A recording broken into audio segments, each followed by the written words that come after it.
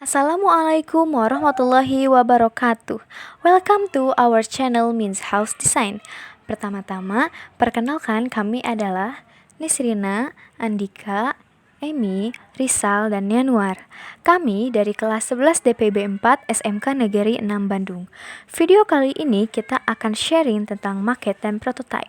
Ini video pertama kita. Mohon dukungannya untuk subscribe, like, dan komen channel kita. Thank you so much. Maket dan prototype. Hal pertama yang akan kita bahas adalah prototype atau prototyping. Prototype dibagi menjadi 4 poin, yaitu pengertian prototype, fungsi prototype, keuntungan dan kekurangan prototype, serta jenis prototype. Apa sih pengertian prototype itu? Prototype adalah masa medieval Latin dengan menggunakan prototypus sebagai bentuk orisinil atau primitif dari sesuatu. Kata ini berasal dari dua kata bahasa Yunani, yaitu protos dan typos. Protos sendiri berarti yang pertama, sedangkan typos dapat diartikan sebagai pola atau impresi. Selanjutnya ada fungsi prototype.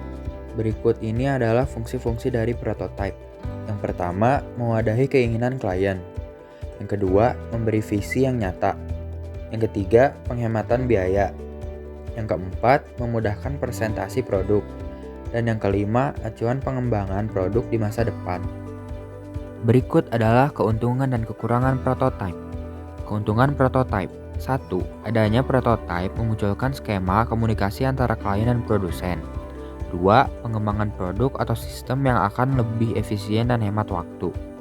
3. Klien dapat berkontribusi aktif dalam proses pengembangan produk melalui acuan prototype yang sudah dipresentasikan. Kekurangan prototype. 1.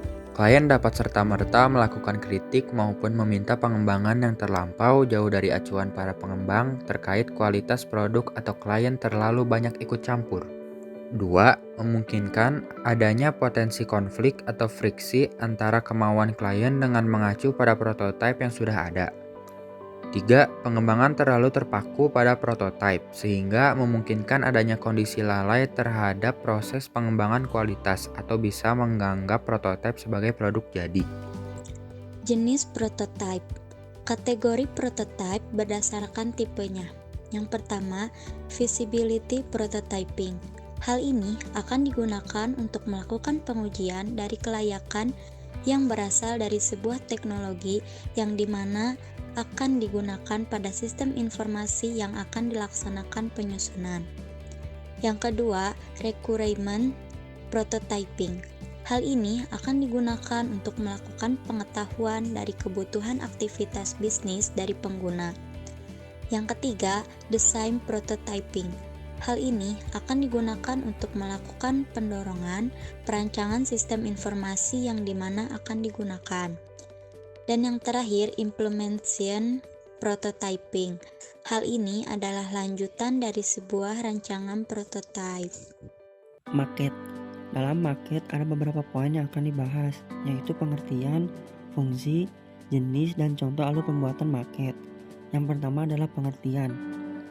Maket adalah sebuah miniatur atau model suatu bentuk yang meniru dari bangunan atau objek benda lainnya yang memiliki banyak ukuran, mau besar ataupun kecil. Fungsi dari maket. 1. Sebagai alat komunikasi pemasaran yang paling mudah bagi marketing perumahan dan konsumen. Kedua, menambah keprofesionalan developer perumahan sebagai penyedia properti. 3.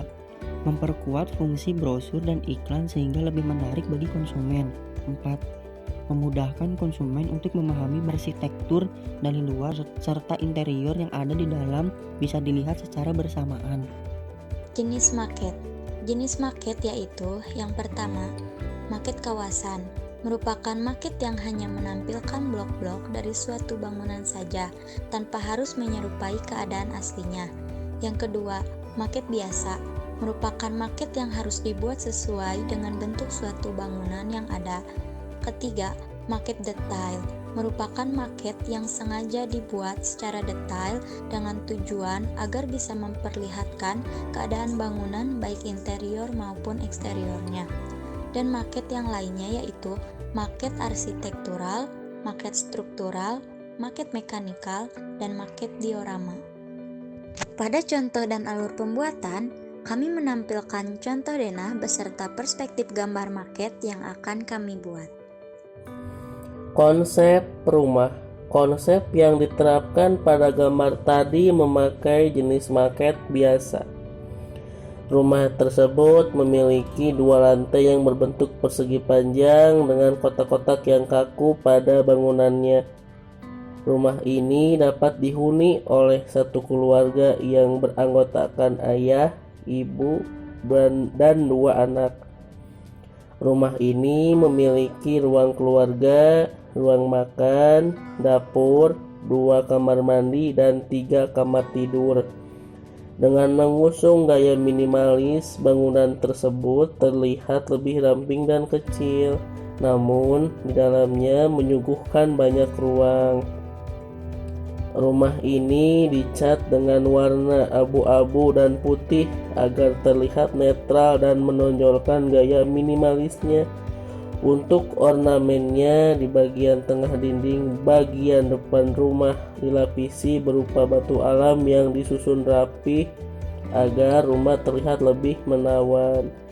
Rumah ini juga memiliki halaman yang cukup luas, memiliki jendela yang cukup banyak dan agak besar untuk memperlancar sirkulasi udara dan agar cahaya matahari bisa masuk dengan mudah.